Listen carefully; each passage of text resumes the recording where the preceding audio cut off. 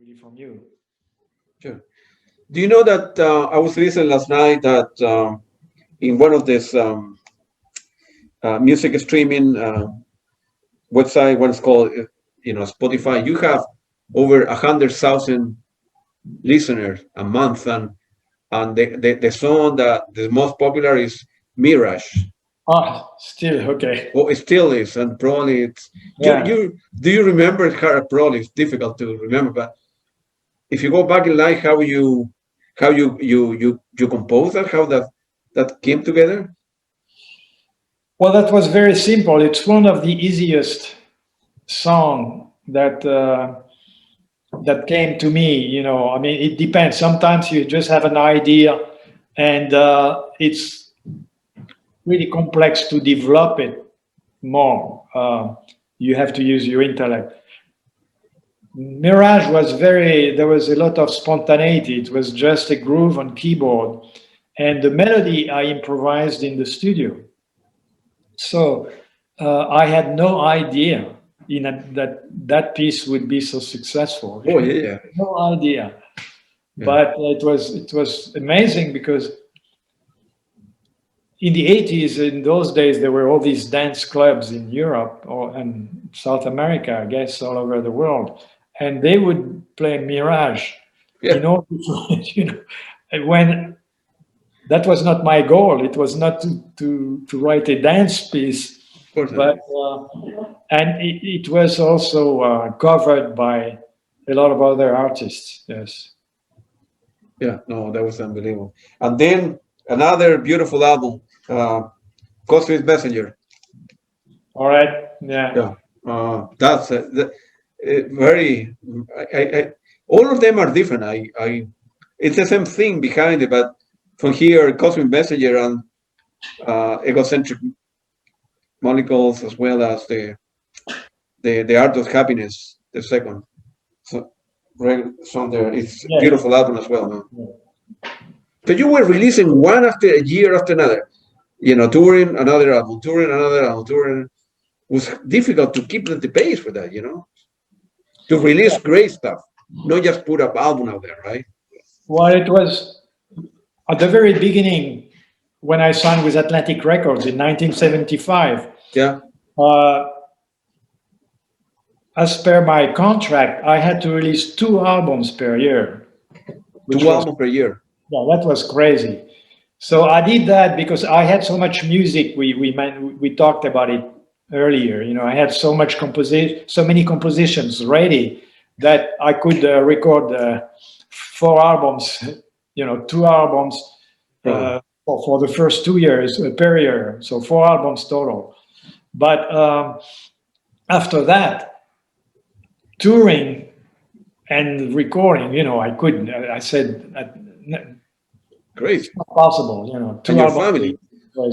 And they understood. They say, yeah, you're right. Okay, 1 album is enough. that was enough. But I managed to do about 1 album a year up to the early 90s. Yeah. And after that, I started to take more and more time. Between, right? Yeah. Yeah. And then another beautiful album, A Taste for Passion. All right. I really like this one. I don't, Stay With Me here, and A Day for Passion. Those are beautiful songs that you have there. So at the time, and before that, you became like a revolutionary in the world, because the way that you were playing when you moved to America and in your first 3 records, you were playing violin and doing jazz rock, and the way you were playing it, nobody was doing anything like that in the world. So I think it was mentioned somewhere on the internet. I read that since Ponty, the jazz violin has become a different instrument. But at the same time, right, it's very difficult, as you know. It's very difficult to be different, Jean Luc, because you gamble a lot. You go into another area that, after you left Saba, and then you left Mahavishnu Orchestra, and you say, well, I wanna do my own song, I wanna do my own thing, and it's difficult to be different, I suppose, right? Yeah, it was a big challenge at first. I didn't know Yeah, where it would lead, yeah, but it was not such a conscious decision to be different. You know, like I was not saying I want to be different and I will be different. It's just the combination of what I had in my mind musically, what I felt about different styles of music, and the time period I was living in. Because it's true that when I realized nobody else, or there were very few, there was just a few great modern violinists, you know, like Jerry Goodman in rock, who had played with Mahavishnu before, and we each had our own different styles. yeah, Sugarcane Harris, who played with, he recorded with Zappa a little bit, but was with John Mayer, played because he was more of a blues guy. So we were different. So I knew we were different, and but it was natural. yeah, But yeah, of course, when I could hear that what I was doing was nobody else was doing it. yeah, absolutely. So it's on one hand it's an encouragement to go ahead because it's very fulfilling and exciting to know that you are doing things that have not been done before. On the other hand, it's taking a big risk because you know you can be very criticized when you are different, and it happened to me.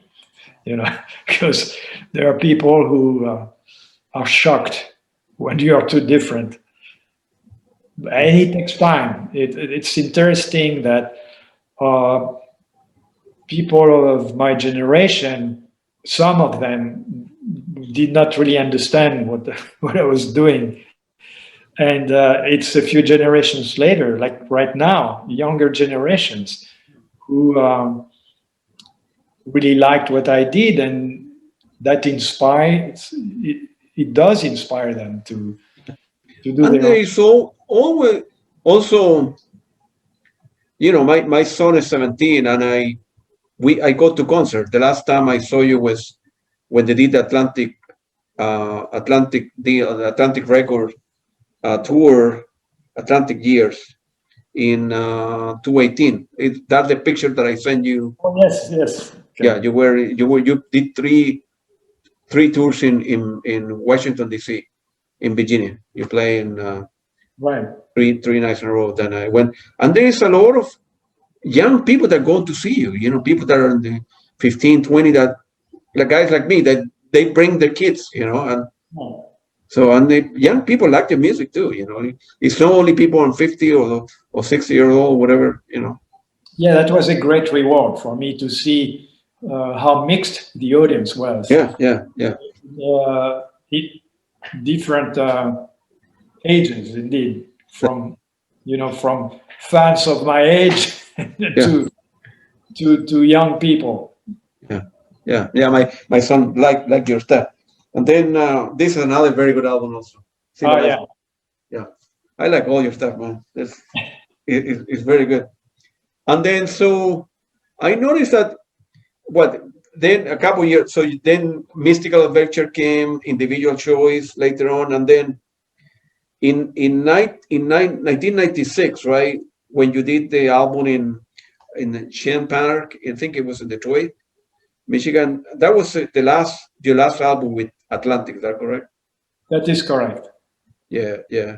And then you wanted, after living that many years in America, you wanted a change, and you decided, well, I want to move my family back to France for a change, and No, no, not no, really. We never left the US no. completely, but I I took a second residence again in France to reconnect a Ah, bit with the music scene. Because what happened is I was totally cut off and rarely went to from the cut off from the French scene, and Oh, I see. Yeah. didn't go there very much in the first 20 years. I had moved to Los Angeles because I would only go on tour, so that would be very brief, very quickly, or to visit my family. Yeah. But in the late 80s, I discovered the presence of West African art musicians and artists, singers in Paris. They had come from ex-French colonies. Yeah. Some others who spoke English had gone to London. Anyway, I was intrigued because when I was very young, I listened to all types of music from around the world, like Tibetan music, monks, and pygmies from Africa. So, but it was tribal music. So I was intrigued to find out what young modern African musicians would play, what kind of music, what kind of instruments, and they all played modern instruments by then. So that's what inspired me to do a collaboration with some of them based on the music of their countries and different types of music, like from Senegal, from Mali, and a few other countries. And that was the first time I was really working again in the music world in France and in Europe. And so that's what decided me to take a bass again, and go back and forth. And then you, at the time you left Atlantic, you needed to, I think you formed your own independent label, right? Yeah, in fact, the album, the live album at Cheyne Park in Detroit, which you mentioned earlier, Yeah. was the last one indeed. And after that, I decided not to sign with a major company anymore, but to have, because the freedom I used to have, I was used to have since the early 70s, had kind of disappeared. It became a lot more difficult to sell albums, and therefore record companies were, major labels were a little more hesitant to invest money in new albums unless they knew what it would be musically and had more control. So that's when I decided to just try my own label. Yes, and I did a few projects so that I would keep my artistic freedom. Yeah. Do you like? I noticed that you have done early. You did some live recording, not that much later on. Do you like live recording as well, or do you prefer a studio? Or It's not the live recording itself. It's just I like to play concerts. Of course, I like this communication with an audience, with this exchange of vibes. yeah, And then, so there are, for the fans, they love to have some kind of souvenir, so some recording. And I must say, okay, once in a while, it's okay. It's not my favorite type of production of album. It's a witness of what we have done on stage. To do a studio album is a big contrast, because nowadays you can control so many things that it's like an artist, a painter, going back to his painting every day and changing a few things, the color or the shape. that's right. And that's how you do albums nowadays, which I love that possibility as well, which is very opposite. So I like the two. You have a studio at home, right? You can plus you can record and changing. And now with the level of technology with computer science, pretty much a studio engineer or record engineer are phasing out. Many people, new musicians, they don't have the money to go to the studio. They do everything in a computer like this with some software program, and 80% is good. After that, you did some collaboration with your daughter Clara on several projects. One is then is the Mirror Truth, I think for 2004. It's a very good album. I like that. I have to. I exchanged a couple of email with your daughter, and I'm going to hopefully interview with her in the future. She's very talented. She's very talented. Thank you. Like you and. Yeah, I didn't want to. I wanted to wait until she had matured and had developed her own style of composition before we really collaborated, and I did, because what she writes is very feminine, very lyrical, lots of feelings and emotions, compared to my music, which is often a lot more energetic. So the combination works, and it's interesting to do shows together. And you guys, I was looking at some videos on YouTube. You guys toured a little bit as a quartet, right? Yeah. Yes. The 4-piece band, yeah. Right. Yeah. She plays keyboards. Yeah. She sings eventually. Yeah. But not much anymore. It's mostly instrumental. And she plays. She's an excellent pianist. You know, she studied classical piano in Los Angeles at USC and she graduated. And she was very talented to play classical music, in fact. So she has that special touch. But she got into. She also loved probably growing up in my house. She loves all the synthesizers and electronic creative effects and sounds as well. Yeah. And do you still, now that you are at home, you cannot tour, obviously, for the pandemic, you still go back to, with one of the violin, playing some classical music, or you have forgotten the stuff? Or no, you still, huh? That was an opportunity and more time to go back into my early years when I was a student. Yeah. But it's beautiful music. It's great pieces for the violin too. So like Bach Sonata for solo violin. Started playing those again for fun, for my pleasure. Yeah. And to keep in shape. Yeah, you gotta. You touch. Now you're at home. You still touch all the violins every week, or you let it go, or become. Not all the violins, but I keep practicing every day as much as I can, you know, between half an hour to 1 hour minimum. I think I have seen picture of a famous one. Is like, I don't know what the name of it. It's a blue one that you use. It's an old one. Probably. Yeah, yes, I still have it. Yeah. And of course, once in a while, I have to not lose the touch, the feeling of that special instrument.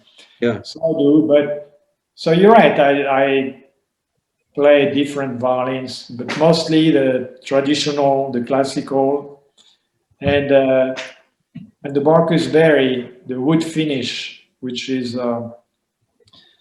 electroacoustic type of instrument, which has a great sound. So yeah.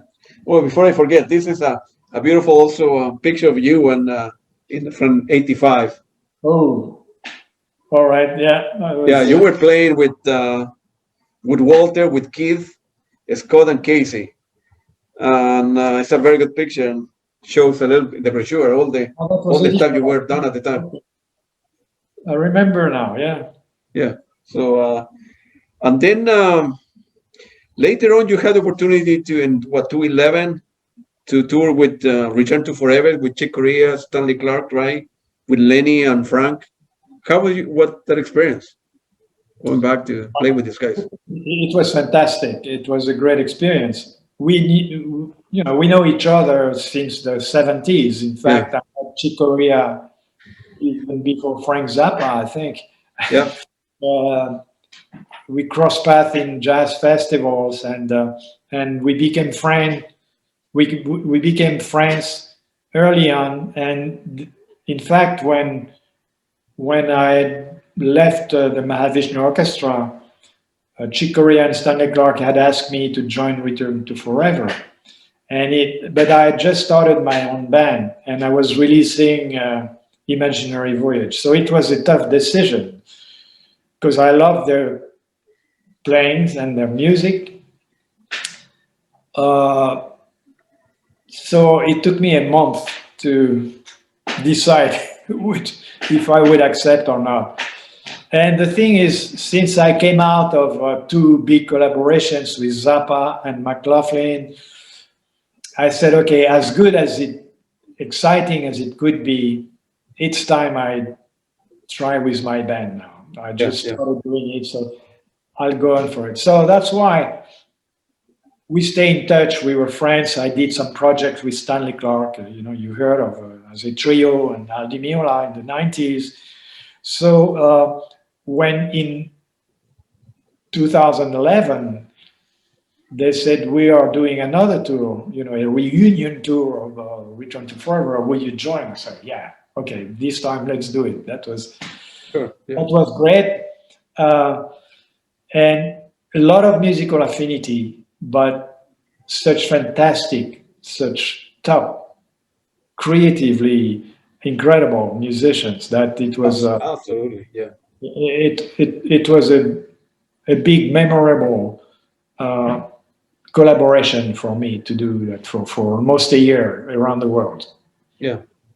And then after that, how the collaboration with John Anderson, Anderson band, what's called Anderson Ponty band, how they came together? And you brought Jamie, Wally, Rayford, all the big names. I crossed paths with John Anderson in the 80s. Yeah. In Los Angeles, and in fact, he was with Atlantic Records, and I was too. So we were. I was coming out of a meeting, and he was coming in for a meeting. So we talked for 5 minutes, and he said, "I love your playing and your music," and I said, "Likewise, I love. It's true. I really love this singing and very creative music they were doing." So, and he said, "We should do something together." Project together. I said, yes, for sure, that's a great idea. But we were so busy, we each went our ways for, I was touring all the time, as you mentioned earlier. So finally we crossed paths again in 2010, I think, 2010. Yeah. And then came the idea of collaborating again. And we talked about it, and he's very quick and spontaneous.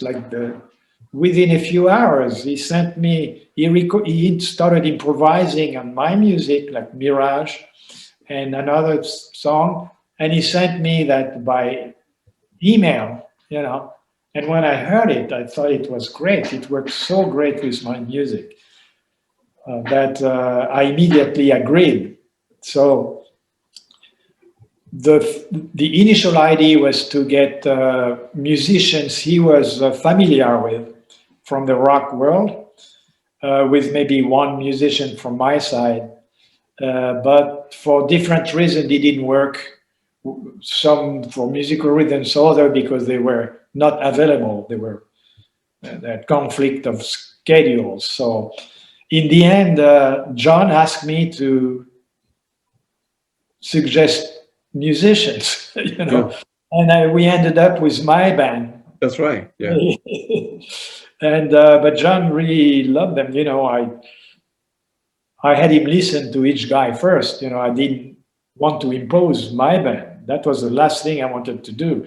I wanted John to feel at ease and feel really good with the band. So, and it worked. It was fun. It worked very well. Yeah, I was in the concert too. I saw you. And of course with the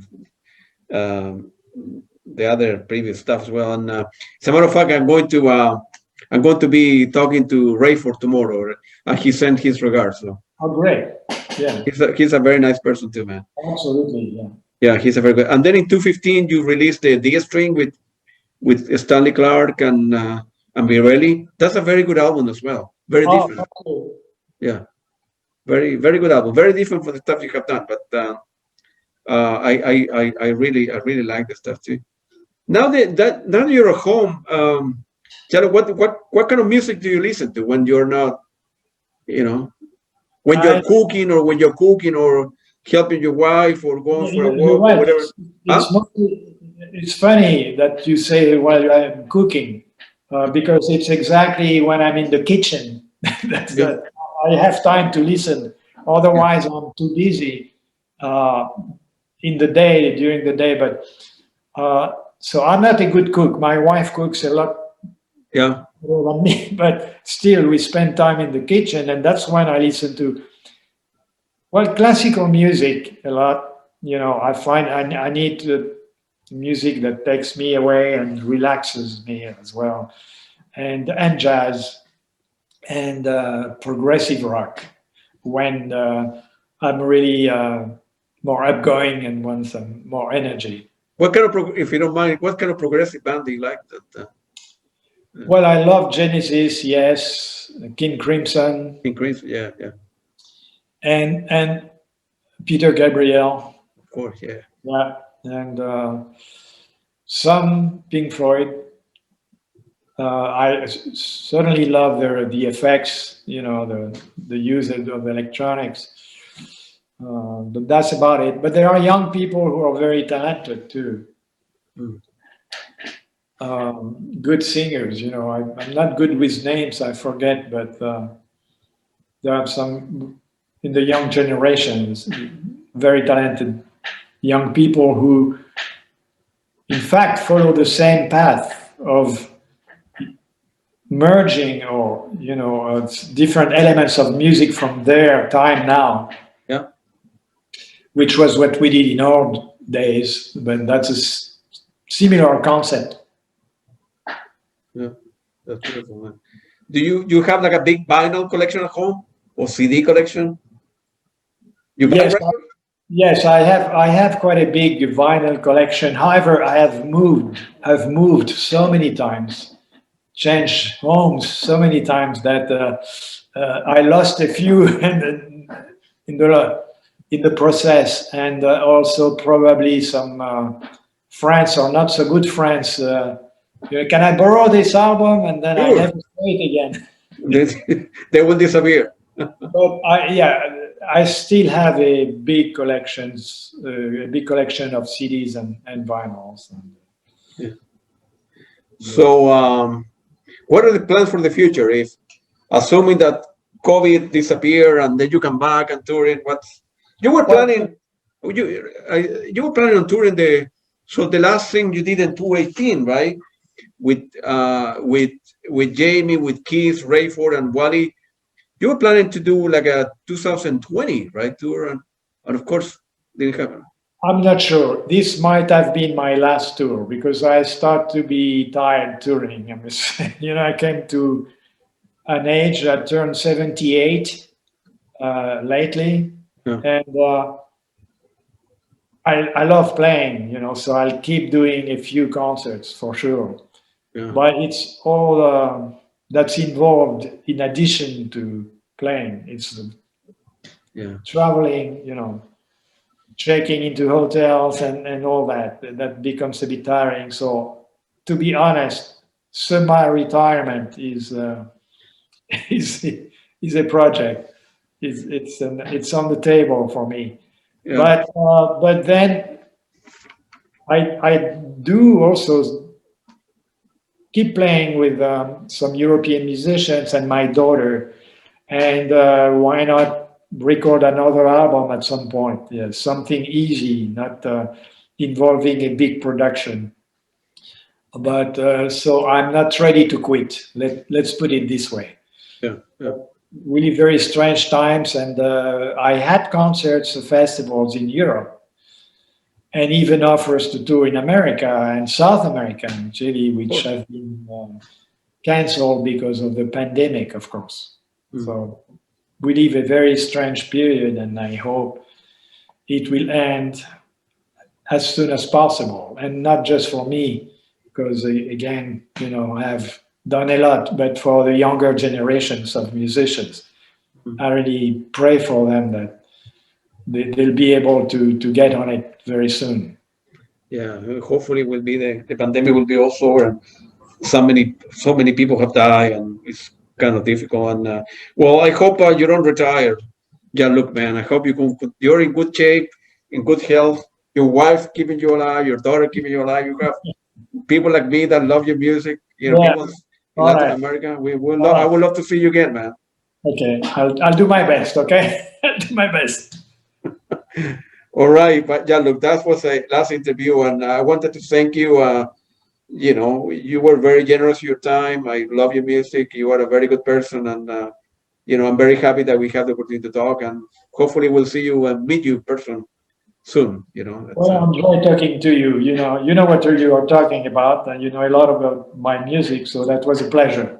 Thank you. Same here, and I will send you the recording and the video and audio and to Jamie. I think Jamie is the person who manages your kind of website, stuff like that. And if I can help you in any way from here, let me know. This is I wanted to share something this is for the 2018. I don't know if you can read the stuff you got playing, the set list of the time. Where was that? That was I'll tell you right now. Remember that in 2018, the virtual.